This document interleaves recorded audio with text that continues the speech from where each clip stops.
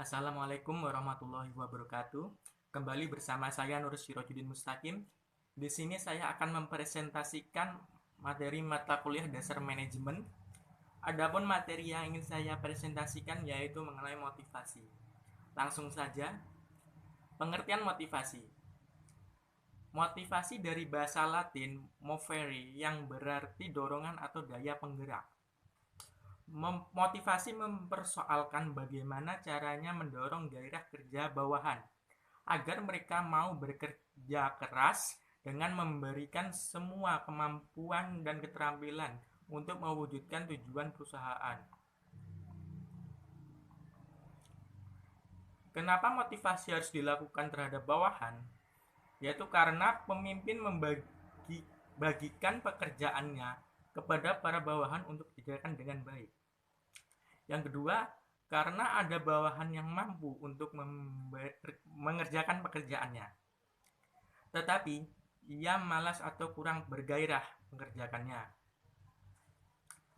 Lalu ada lagi untuk memelihara atau meningkatkan kegairahan kerja bawahan dalam menyelesaikan tugas-tugasnya. Motivasi dan perilaku. Yang pertama yaitu kebutuhan, keinginan, ketiga dorongan, yang keempat bisikan hati. Faktor penentu kinerja. Yang pertama yaitu motivasi, yang kedua kemampuan, yang ketiga lingkungan pekerjaan. Pengertian motivasi. Motivasi yaitu keinginan individu untuk melakukan kegiatan-kegiatan tertentu guna mencapai tujuan. Tujuan motivasi. Di sini saya akan menyebutkan 3 tujuan motivasi. Yang pertama, mendorong gairah dan semangat kerja karyawan. Yang kedua, meningkatkan moral dan kepuasan kerja karyawan. Yang ketiga, meningkatkan produktivitas kerja karyawan. Yang berikutnya itu asas-asas motivasi. Yang pertama yaitu asas mengikutsertakan, artinya mengajak bawahan untuk ikut berpartisipasi dalam proses pengambilan keputusan. Yang kedua yaitu asas komunikasi, artinya menginformasikan secara jelas tentang tujuan yang ingin dicapai, cara-cara mengerjakannya, dan kendala-kendala yang dihadapi. Yang ketiga yaitu asas pengakuan, artinya memberikan penghargaan, pujian, dan pengakuan yang tepat serta wajar kepada bawahan atas prestasi kerja yang dicapai. Yang keempat yaitu asas wewenang yang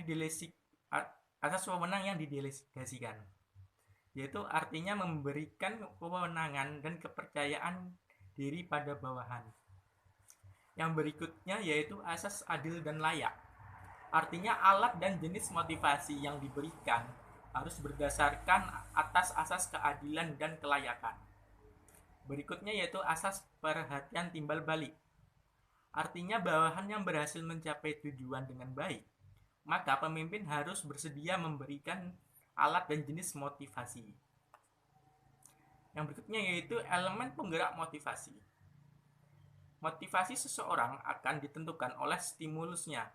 Stimulus merupakan penggerak motivasi seseorang, sehingga menimbulkan pengaruh perilaku orang yang bersangkutan.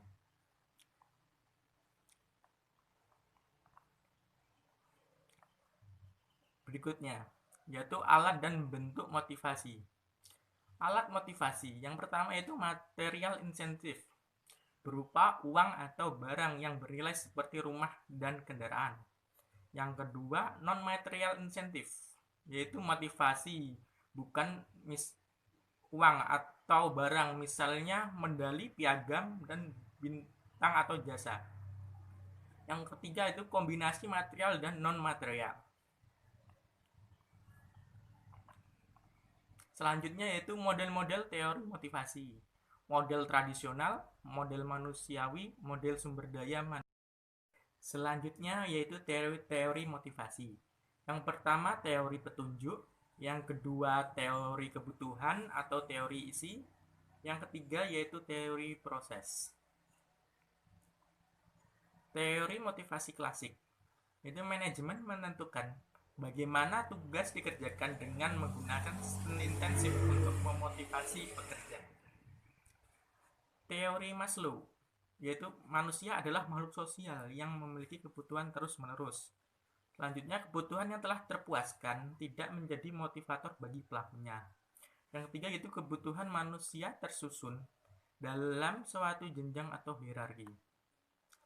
Hierarki kebutuhan Maslow, yaitu pertama kebutuhan fisik dan biologis, yang kedua kebutuhan keselamatan dan keamanan, yang ketiga kebutuhan sosial, yang keempat kebutuhan akan penghargaan dan prestasi, yang kelima yaitu kebutuhan aktualisasi diri. Teori motivasi Maslow yaitu kebutuhan akan prestasi, kebutuhan akan afiliasi, kebutuhan akan kekuasaan. Teori motivasi proses, yaitu yang pertama teori harapan, kedua teori keadilan, yang ketiga teori pengukuhan. Teori harapan, yang pertama yaitu suatu kemungkinan probabilitas tinggi bahwa usaha-usaha mereka akan mengarah ke prestasi tinggi.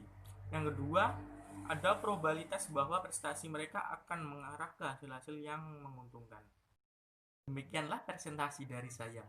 Apabila ada kurangnya mohon dimaafkan. Sekian dari saya. Wassalamualaikum warahmatullahi wabarakatuh.